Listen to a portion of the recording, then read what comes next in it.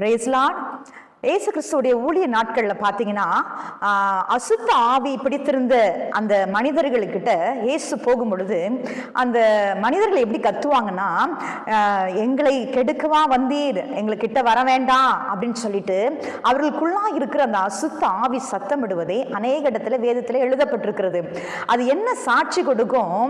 நீர் தேவனுடைய குமாரன், நீர் தேவனுடைய பரிசுத்தர் என்று சொல்லி சாட்சி கொடுக்கும்.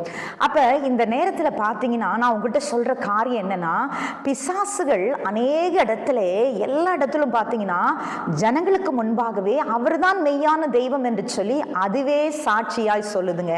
இன்னைக்கு நம்மள எத்தனை பேர் இயேசுதான் மெய்யான தெய்வம் என்று சொல்லி எத்தனை பேர்கிட்ட நம்ம சொல்றோம்? நான் என்னுடைய பிராக்டிக்கல் லைஃப்ல நான் சொல்றேன். நான் அது ஸ்கூல் படித்ததோ காலேஜ் படித்ததோ இல்ல வேலை செய்யற இடத்திலோ இப்ப வாழ்ந்து கொண்டிருக்கிற பக்கத்து வீடோ எய்த்த வீடோ எல்லாம் க்ளோஸ் ரிலேட்டிவோ யார்கிட்டையும் நம்ம க்ளோஸா பழகுறோமோ எல்லார்கிட்டையுமே நான் குறைஞ்சது ஒரு 2 தடவையாவது சொல்லியிருப்பேங்க, இயேசுதான் மெய்யான தெய்வம், நான் உங்க மேல செலுத்துற அன்பின் நிமித்தமாக இதை நான் சொல்றேன், நீங்க ஆசீர்வாதமா இருக்கணும், நீங்க எல்லா விதமான பிசாசின் பிரச்சனையிலிருந்து வெளியே வரணும், நீங்க நோயிலிருந்து வெளியே வரணும், நீங்க ஆசீர்வதிக்கப்பட்ட ஜனங்களாய் பூமியிலும் இருக்கணும், இதற்கப்புறம் ஒரு வாழ்க்கை இருக்கிறது, அந்த சொர்க்கத்துக்கும் நீங்க போகணும்னா இயேசு மெய்யான தெய்வம் என்று சொல்லி நான் க்ளோஸா பழகிற எல்லாத்துக்கிட்டையுமே நான் சொல்லிட்டு வரேன்.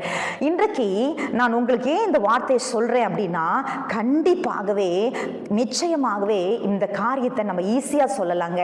இன்னைக்கும் பாருங்களேன், அநேக நேரத்தில் நம்ம பார்க்குறோம், அநேக கொடிய வியாதிகள் அவங்க அந்த பர்டிகுலர் பர்சன் தன்னுடைய வாழ்க்கையை அர்ப்பணிக்கும் பொழுது, நான் இயேசுவுக்காக என் வாழ்க்கையை அர்ப்பணிக்கிறேன்னு சொல்லி வரும் பொழுது அந்த கொடிய வியாதி அவர்களை விட்டு போய் நீண்ட ஆயுளோடு வாழ்வதை நம்ம பார்க்கிறோம்.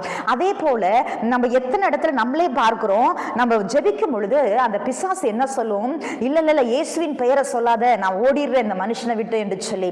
அதே போல நம்ம இன்னொரு காரியத்தை உதாரணமா நம்ம பேசுகிற ஜனங்களிடம் சொல்லலாம். உலகமே இயேசுவை ஏற்றுக்கொண்டது, கிறிஸ்துவுக்கு முன்பாக கிறிஸ்துவுக்கு பின்பாக என்று சொல்லி உலக வரலாறே இயேசுவை ஏற்றுக்கொண்டது.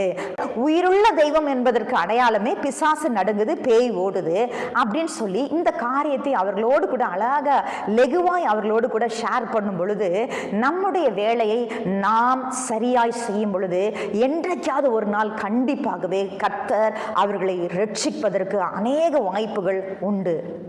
God bless you.